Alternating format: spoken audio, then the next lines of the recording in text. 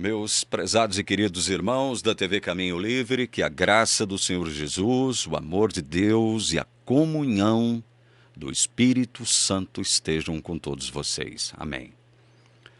Mais um vídeo onde a gente objeta algumas afirmações de um pregador adventista falando sobre pecado, mal e culpa. Vamos ouvi-lo atentamente para que a gente possa fazer as nossas considerações. Vamos lá. Por exemplo, é possível alguém ter vitória sobre o pecado? Se for algo inerente, não. Mas se for apenas o resultado de uma escolha, a resposta é sim. Como é que é o processo de salvação? Deus tem que forçar você a Ele ou é uma escolha em que você resolve fazer uma caminhada cristã e vai crescendo dia a dia como a luz da aurora? Escolha. Pecado é inerente ou é escolha? É escolha. Então você viu aí ele afirmando que se o pecado for algo inerente em nós, pertencente à nossa constituição, não é possível vencer o pecado, certo? Mas se for uma questão de escolha, portanto de livre-arbítrio, ele vai dizer que é possível vencer o pecado. Porque escolha, para o arminiano, significa isso, livre-arbítrio. E nós já mostramos aqui inúmeras vezes, incontáveis vezes, que livre-arbítrio é um mito. Por quê? O livre-arbítrio não existe, o que existe é a livre agência. O ser humano é um ser agente. Deus nos concedeu a faculdade de agirmos espontaneamente. Agora, resta saber em que bases nós vamos realizar as nossas escolhas. Deixa eu mais uma vez, a título de introdução, falar para vocês, passar para vocês a definição de livre-arbítrio. E aí não adianta choramingar, não adianta ficar resmungando. Então vejam, como ele está falando de escolha, está dizendo que o pecado é uma questão de escolha, dando a entender que então é possível deixar de pecar ainda nesse corpo aqui. Então vamos àquilo que o nosso dicionário, o dicionário de qualquer língua, vai definir como livre-arbítrio. Livre-arbítrio é a possibilidade de decidir, escolher em função da própria vontade, isenta de qualquer condicionamento, motivo ou causa determinante. Você vai fazer uma escolha com base em sua própria vontade. E essa escolha, ou essa decisão, ela tem que vir isenta de qualquer condicionamento. Só por aqui a tese do pregador já cai, porque nós estamos numa condição de quê mesmo? De pecadores. Separados de Deus, mortos para Deus. Então, todas as nossas escolhas, elas se basearão primeiramente nesta condição, neste condicionamento. A minha decisão, a minha escolha, não pode ser baseada em condicionamento, nem em motivo. Não pode haver motivo para que eu tome uma decisão ou faça uma escolha, não pode haver motivo. Olha só que loucura. E também não pode haver uma causa determinante. Tem que ser o quê? A minha própria vontade. Certo? Isso é livre-arbítrio. Agora, nós vamos entender como é que a Bíblia trata essa questão da escolha com base na própria vontade. Nós fazemos escolhas com base na nossa própria vontade, certo? Mas essas escolhas e essas decisões, elas não podem estar baseadas em condicionamento, motivo ou causa determinante. Vamos então ver aqui um texto de Paulo que é muito tratado, muito falado, muito discutido e pouco entendido. Pouco entendido. Para analisarmos essa questão do pecado como escolha. Vamos ler aqui. Eu não posso fazer um vídeo muito longo, mas eu não vou fazer isso agora, ler todo o capítulo 7 de Romanos, e alguns textos depois de Romanos. Não vai dar para fazer isso nesse vídeo. Então eu vou ao X da questão, eu vou ao ponto aqui, certo? Vamos começar com o verso 14. O verso 14 do capítulo 7 de Romanos. Vamos ler até o final, para a gente ter uma ideia acerca desta proposição desse pregador adventista dizendo que o pecado não é inerente. O pecado é uma questão de escolha simplesmente. Então vamos lá.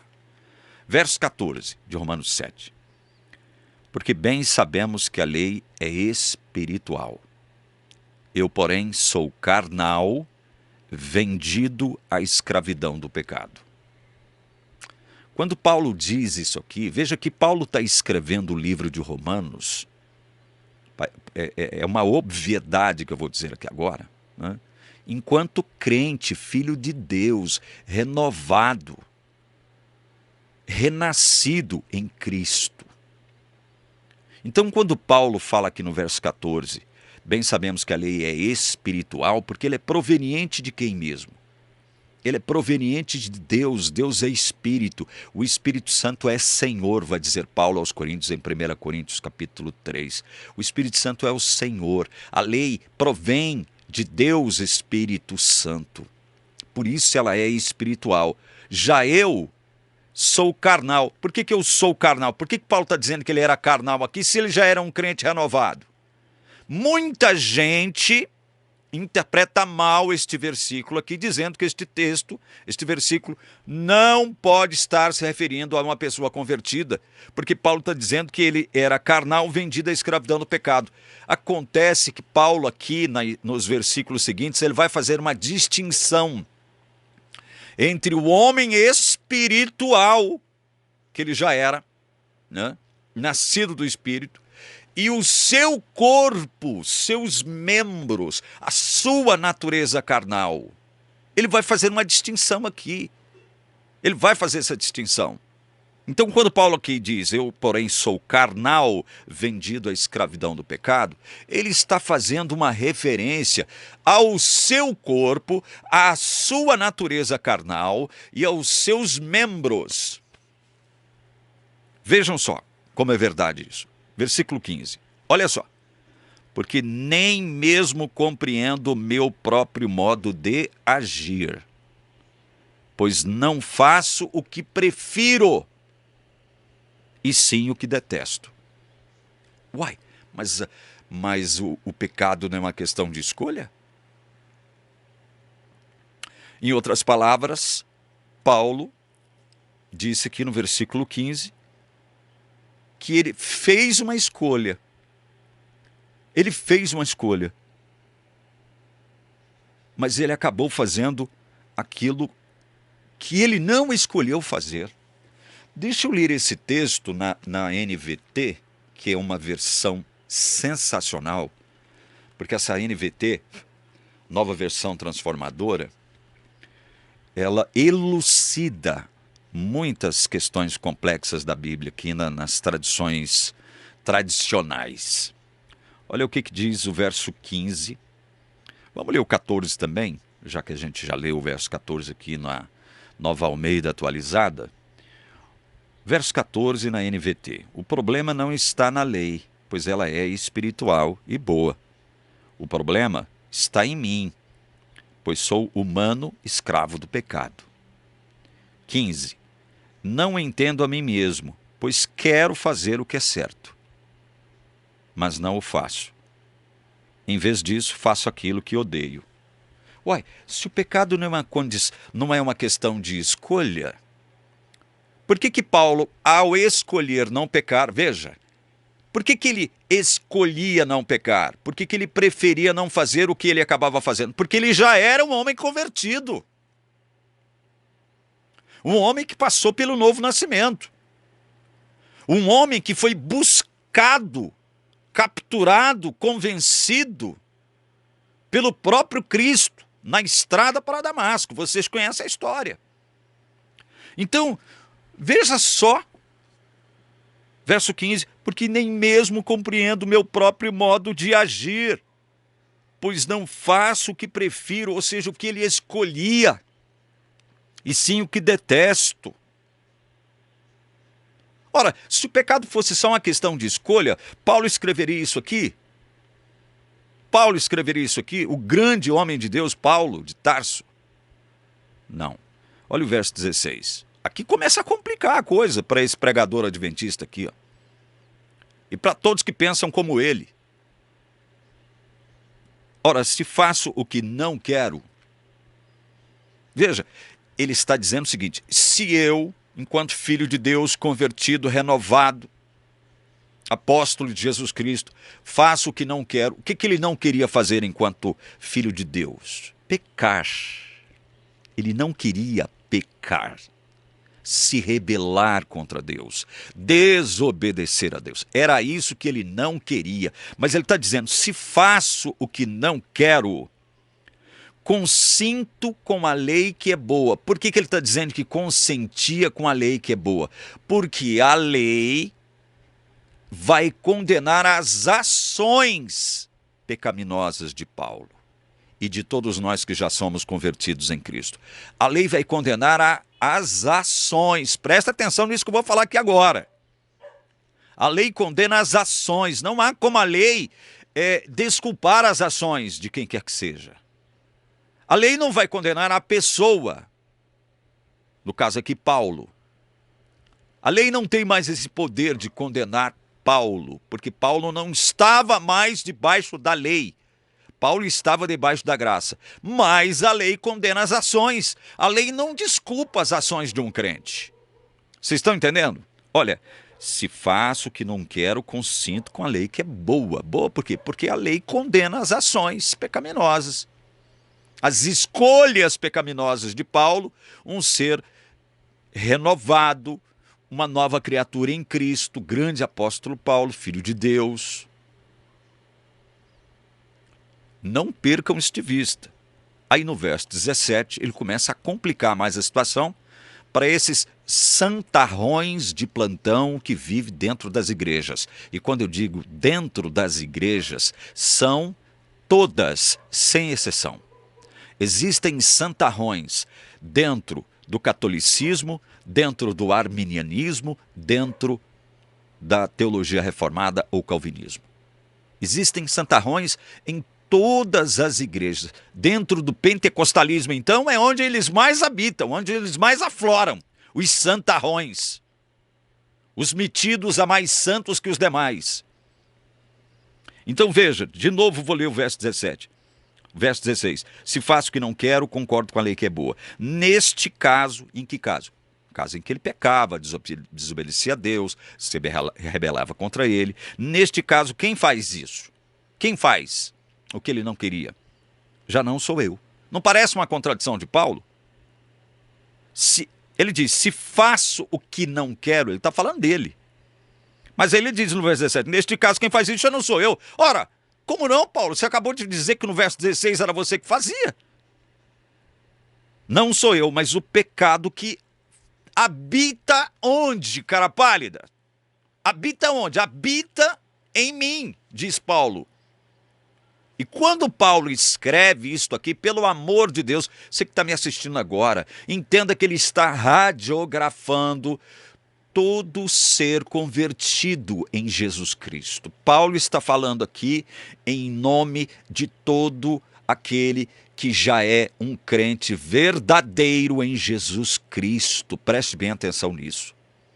Isso aqui é Bíblia, gente. Isso aqui é Bíblia. Isto aqui tem que ser entendido de conformidade com a palavra de Deus, com a revelação autoritativa do Novo Testamento. O Novo Testamento da Nova Aliança, em Jesus Cristo. Você tem que entender isso aqui. Paulo dizendo, olha, se faço o que não quero, consinto com a lei, ou concordo com a lei que é boa. Neste caso, quem faz isso já não sou eu. Ora, não era ele que pecava então? Ele falou que era ele que fazia o que ele não queria, como é que ele pode agora no verso 17 dizer que não é ele mais? Aí ele vai dizer, mas o pecado que habita onde? Fora dele? Não, habita em mim. Aqui está uma prova de que o pecado, ele é inerente aqui, ó. Inerente no nosso corpo. Nós somos criaturas renovadas em Cristo Jesus, glória a Deus, sim. Somos, mas este corpo mortal ainda carrega em si uma natureza carnal que ainda está viva, como vivo está o corpo. Os membros. Então veja, ele está deixando claro que quem pecava não era ele, o Paulo, filho de Deus aqui, ó. Segundo o homem interior, segundamente. Homem interior é o homem guiado pelo Espírito Santo. O Espírito Santo é o nosso guia, é o Senhor da nossa vida e ele age aqui. Agora, mesmo sendo crente, às vezes, num determinado momento, você se desliga um pouco de Deus, se desliga da sua voz um pouco, ainda que por um curto espaço de tempo, e é o bastante para o seu corpo fazer aquilo que você, enquanto filho de Deus, aqui não quer fazer. Meu Deus do céu, isto é realidade. Isto aqui não é a desculpa de Paulo para que nós saiamos por aí pecando livremente, porque o pecado habita em nós. Pelo contrário, aqui no capítulo 6, ele vai exortar grave e fortemente a igreja, dizer, olha, vamos vencer o pecado. Como é que nós vamos continuar pecando, nós que para o pecado já morremos? Como é que nós morremos para o pecado? Quando nós com Cristo morremos e fomos sepultados com Cristo. Morremos para o pecado. Cristo já decretou a morte do nosso pecado, quando nós morremos com Ele. Morremos para o pecado. Então, por isso é que Paulo vai fazer essas exortações que parecem estranhas, né? Olha, se já morremos para o pecado, como é que nós vamos continuar pecando? Mas como, Paulo? Já morremos para o pecado ou não? Morremos em Cristo para o pecado. Então, Paulo, no verso 17, ele começa a complicar as coisas. Para quem mesmo? Para os santarrões. Verso 18. Porque eu sei que em mim, veja, em mim, isto é, na minha carne, palavra grega que é sarx, que tem um sentido de natureza carnal. Vejam que Paulo, falando dele mesmo, está dizendo que existe uma natureza carnal viva dentro dele. Ele está dizendo, olha, eu sei que em mim, isto é, na minha carne, não habita bem nenhum, pois o querer o bem está em mim. Onde o querer estava nele? Aqui, ó, na mente, no coração. Mas não o realizá-lo. Não realizá-lo onde? Paulo está falando que a carne não realiza bem algum. Porque nela, na carne, não habita bem nenhum. Veja, como é que um corpo no qual não habita bem nenhum, zero bem, poderá fazer o bem?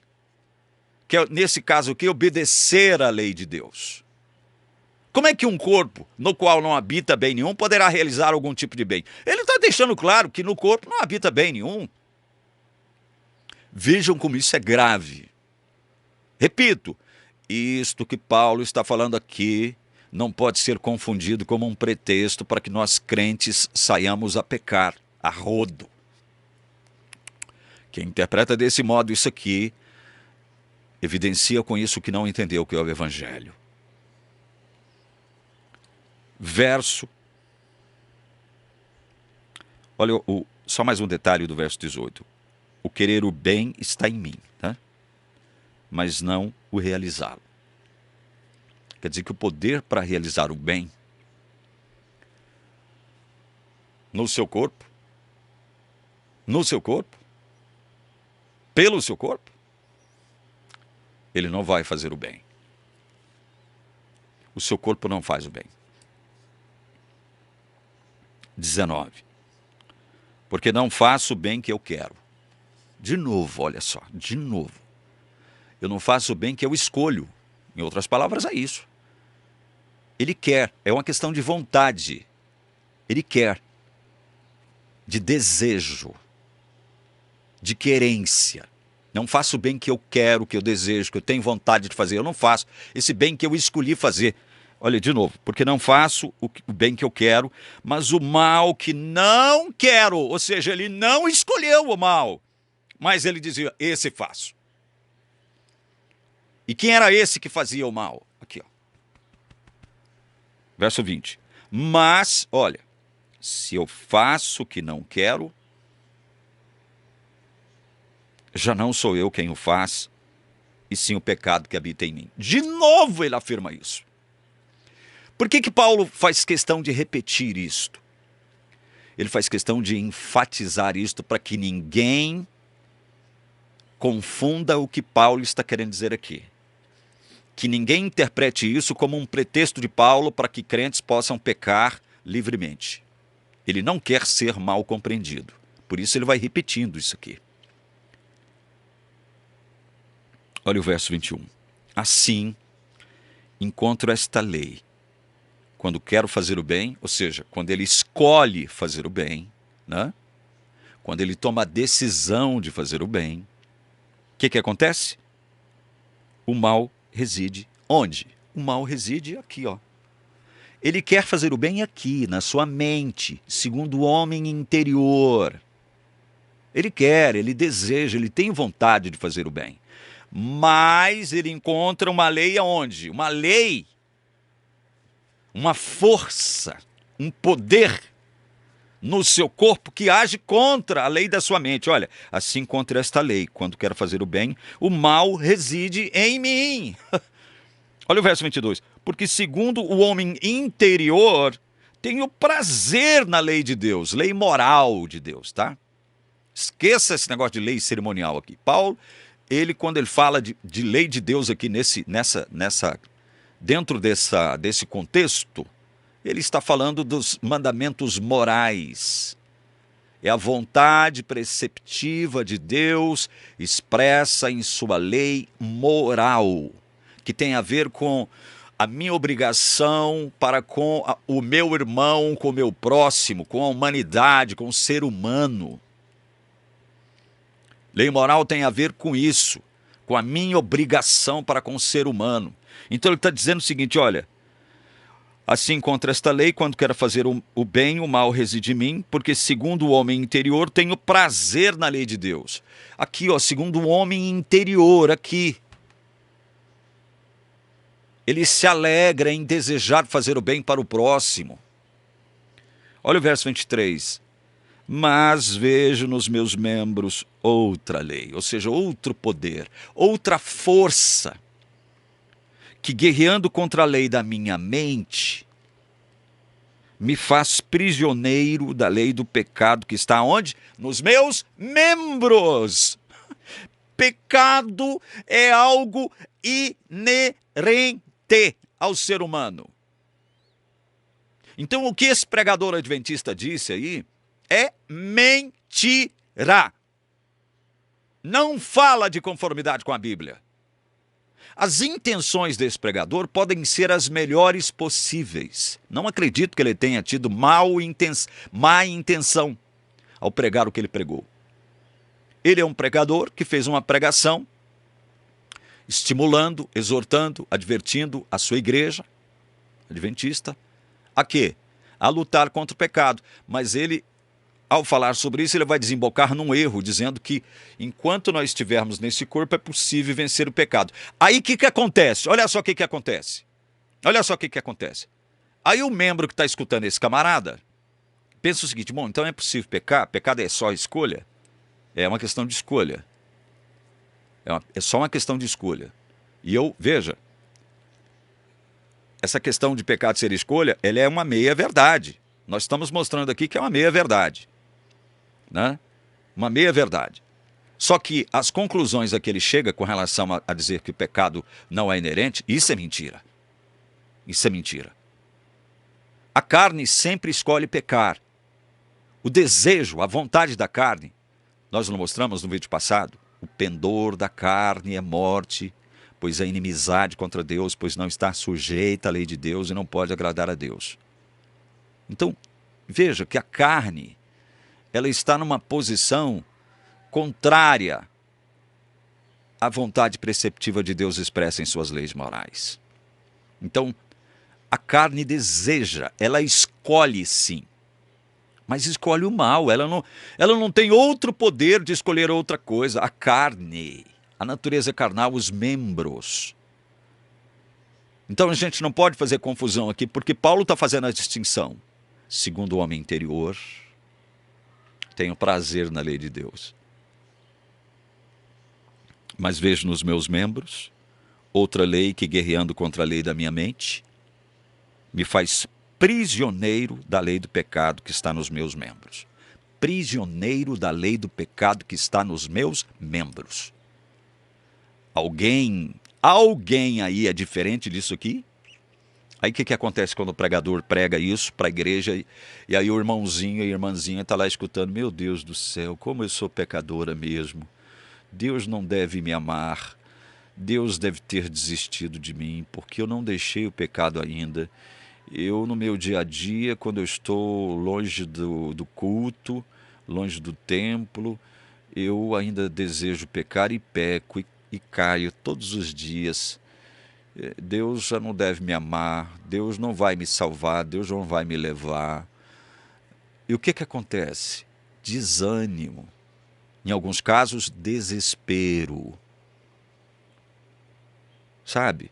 Essa coisa de você dizer assim, chegar para si mesmo diante do espelho e dizer assim: não tem jeito para mim, não tem jeito. Era isso que eu dizia para mim mesmo, meus irmãos.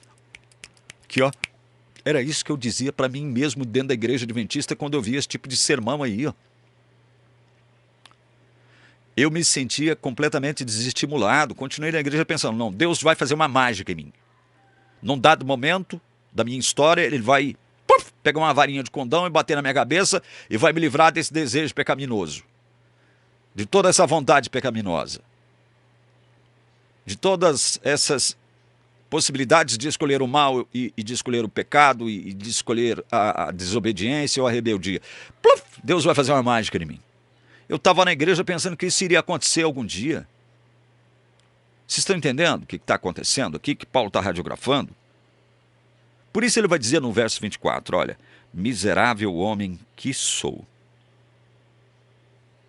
Quem me livrará do que mesmo? Da mente? Não, do corpo desta morte. Quem me livrará do corpo desta morte? É uma pergunta que ele faz. Então ele está fazendo a distinção entre mente, homem interior, e corpo, membros, natureza carnal. Ele faz essa distinção aqui. E quem diz que não está mentindo. Pode ser doutor em teologia, pode ter escrito não sei quantos livros sobre isso. Eu, inclusive, li um livro de um doutor em teologia, que é pentecostal, é americano o cara, não vou citar o nome dele, que diz que isso aqui é um texto judaico. Isso aqui não tem nada a ver com cristianismo. Ora, não tem nada a ver com cristianismo. Olha que aberração, doutor em teologia pentecostal, dizer uma bobagem dessa, para não dizer uma palavrão aqui. Paulo vai dizer: miserável homem que sou, quem me livrará do corpo desta morte? Não desta mente já renovada. Segundo o homem interior, tenho prazer na lei moral de Deus, né? Nos mandamentos morais. Tenho prazer, alegria, satisfação plena. Me realizo. Mas o meu corpo não. Os meus membros não. O pecado habita em mim. O mal habita em mim. Em mim não há bem nenhum. E meu corpo não quer, veja, não escolhe O meu corpo não escolhe fazer o bem.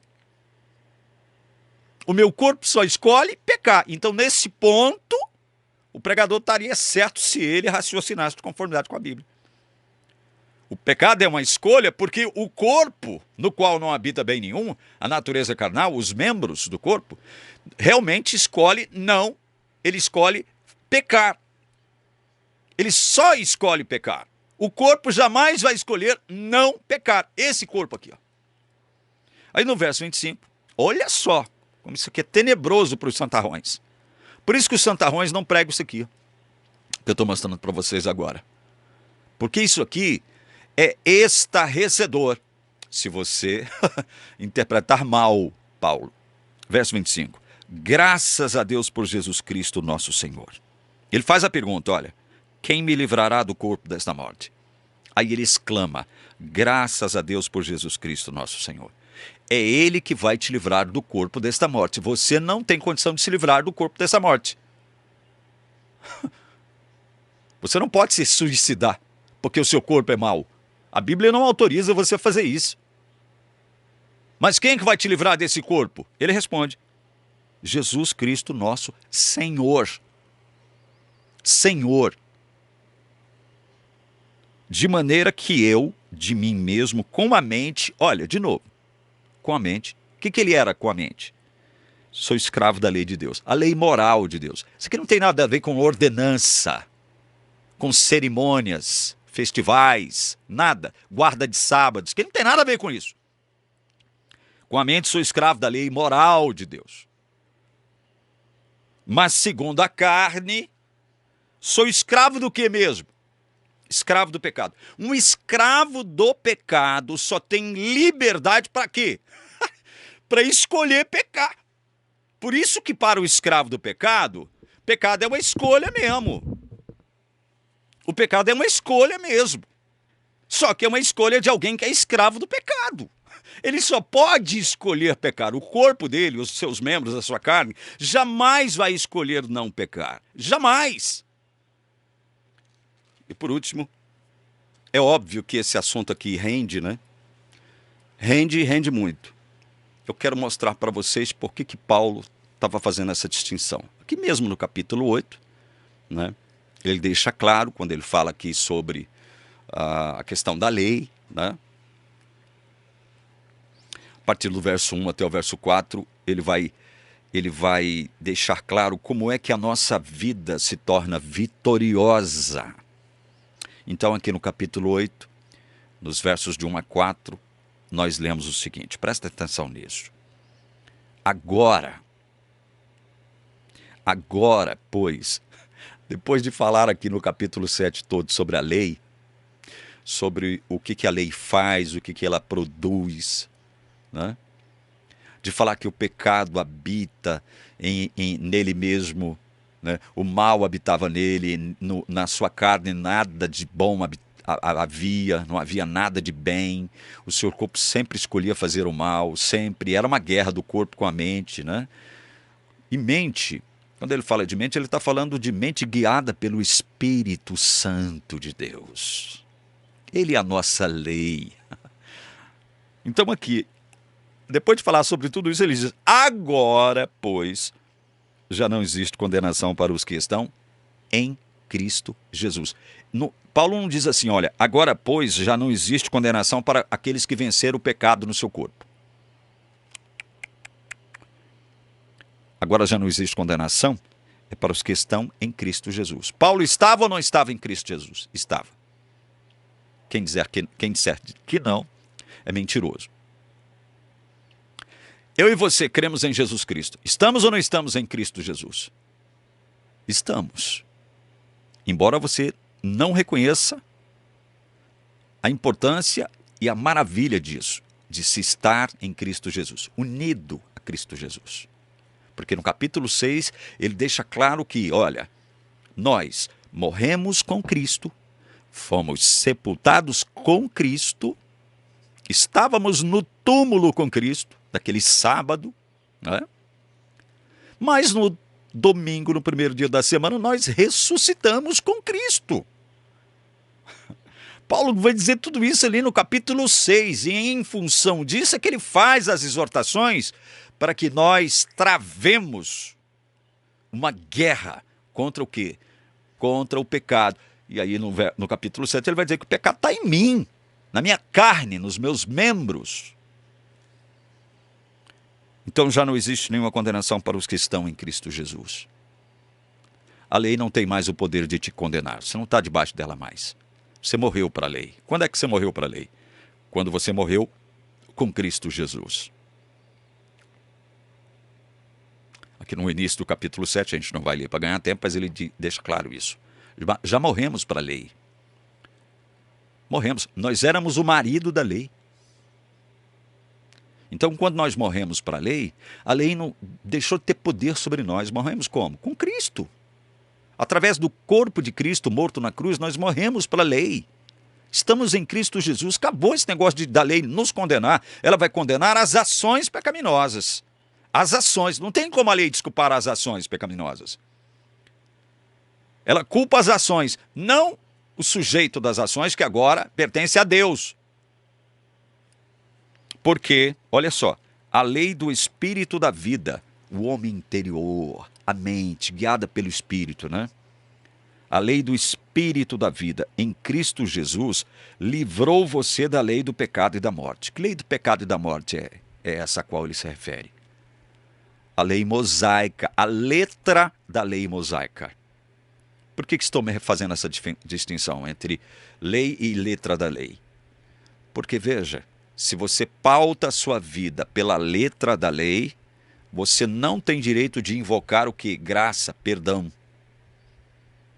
Mas a Bíblia, o apóstolo Paulo está dizendo que a lei do Espírito de vida, ou seja, o Espírito é o seu Senhor, ele que te guia, ele que determina qual é a vontade de Deus para você. Ele é a lei agora para você. Ele já te livrou então daquela letra da lei mosaica que só te condenava. Já te livrou. Livrou você da lei do pecado e da morte. Porque aquilo que a lei não podia fazer, aquilo que a lei ou a letra da lei não podia fazer, por causa da fraqueza do que mesmo? Da carne. Fraqueza da carne. Isso Deus fez, enviando o seu próprio Filho em semelhança de carne pecaminosa, e no que diz respeito ao pecado. Aquilo que a lei não podia fazer, em função da fraqueza da carne, Deus fez.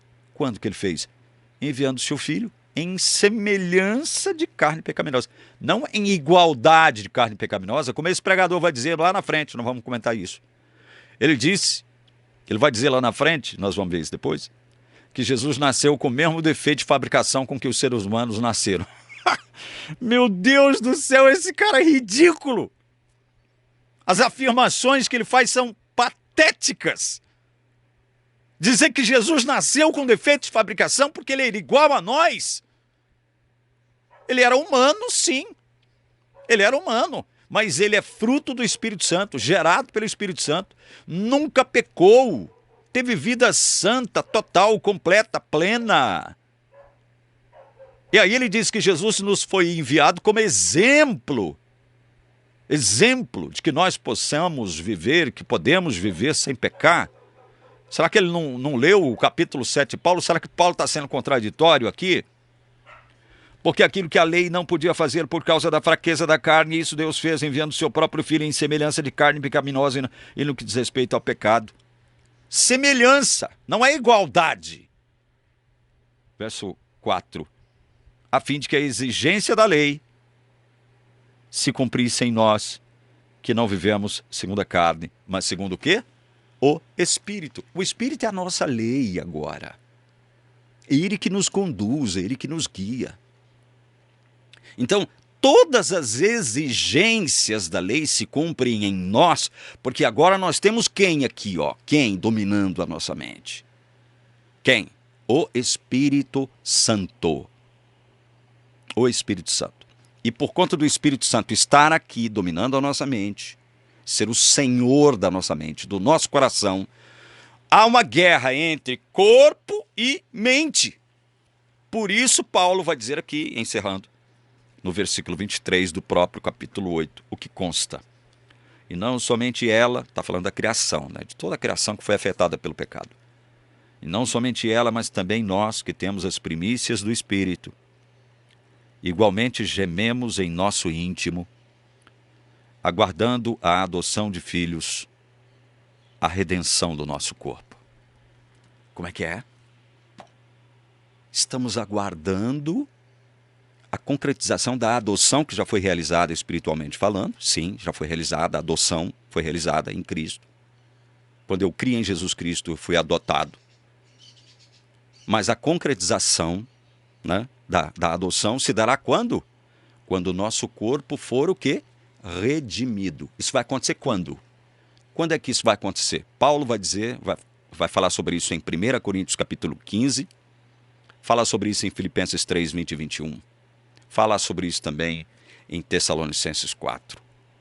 Que é quando Jesus voltar, que ele irá transformar esse corpo corruptível em corpo incorruptível. Ele vai nos dar um novo corpo. Um novo corpo. Haverá uma descontinuidade desse corpo mortal, corruptível. E aí Jesus nos transforma. Nos dá um corpo incorruptível. E aí sim, a partir daí sim, jamais pecaremos novamente. Jamais. Então, pecado é uma questão de escolha?